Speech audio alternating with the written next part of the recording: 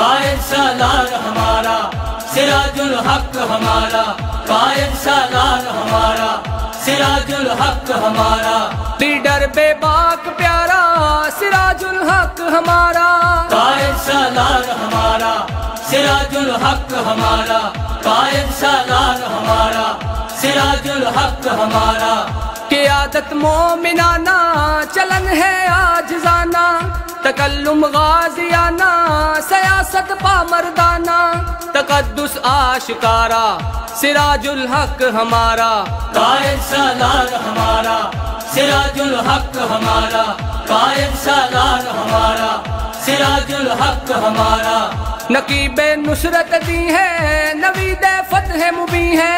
बला का मर्द यकी है बहादुर खंदा जबी है, सफ़े शर पारा पारा सिराजुल हक हमारा। ज़मानुम खुदादाद दे द तहसील मेंबरम द जमात इस्लामी यूनियन कौंसिल असनजोन دا ټیم چې موږ په کوم ځای کې ولاړ یو دا میرزو کړی دی او دا زموږ د کلي د زوړ پرایمري سکول دی.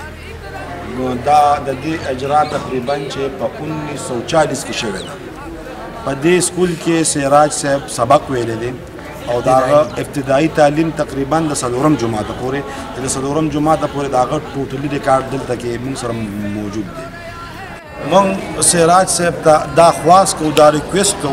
تقریبا چې ما ودا سراج صاحب ته په خپل باندې د پیښور په جلسه کې ویلي، په 400 کې مې متویلي او په شب قدر کې زموږ جلسه واغې کې ما مشتاق احمد خان صاحب ته ریکویسټ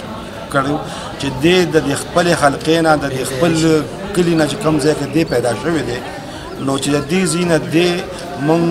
د زله په 2018 کې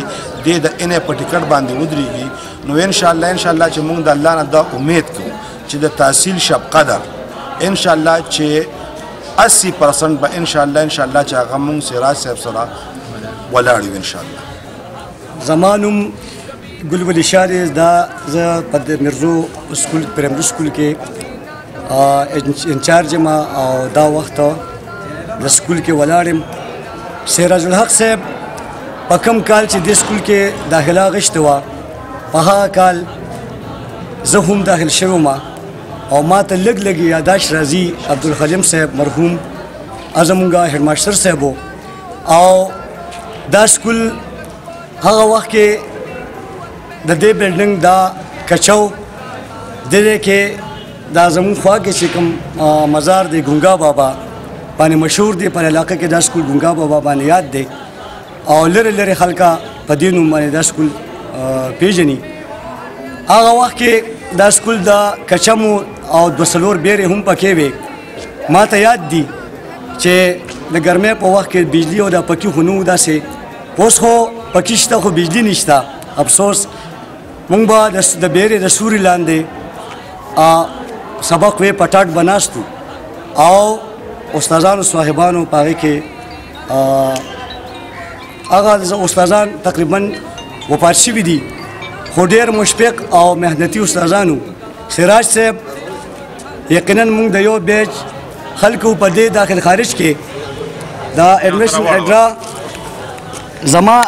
ایڈمیشن نمبر چې کوم دی نو تاسو ته وایم 541 د سراج صاحب ایڈمیشن نمبر دی او 555 زما ایڈمیشن نمبر دی. نو وخت تیریږي او د سره چې کوم دی نو د هغه وخت راغی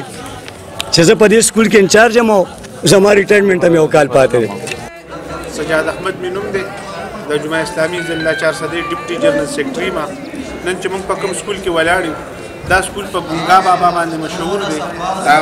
دا قبر چې کوم دی دلته کې د هغې مخې ته موږ ولاړ یو. دا سکول په 1940 کې تعمیر شوی دی. سراج الحق صاحب د دې سکول نه پرایمري ابتدایي تعلیم دلته کې حاصل کړی دی.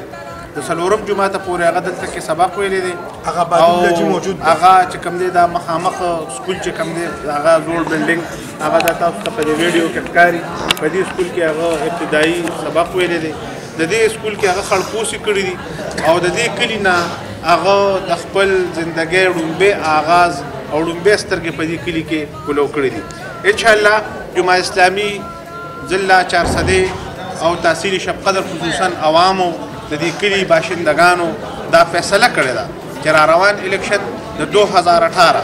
انشاءالله سراج الحق دا به د دې خپلې حلقې نه کوي د دې پیدایشي حلقې نه کوي او انشاءالله د 2018 الیکشن دا به د اسلامي انقلاب نوید وي او د پوره عالم اسلام دپاره به د خوشخبرۍ او د یو زیري ذریعه ګرځي نو انشاءالله په 19 تاریخ هغې دلته را روان دي هغه به چې کوم ژوندي خلک دلته کې موجود دي د هغه د کلاس هغې سره به هغه کیني دلته کې به هغه څه وخت تېروي د ماشومانو سره به کیني او د پوره دنیا ته به د دې ټلویزیون او د دې کیمرې په ذریعې سره دا ښوولي کېږي چې څنګه د یو ټراټ نه یو انسان راپاڅېده او جمعه اسلامي د کم ځای نه کم ځای ته ورسو او دا حقیقي لیډر دی دا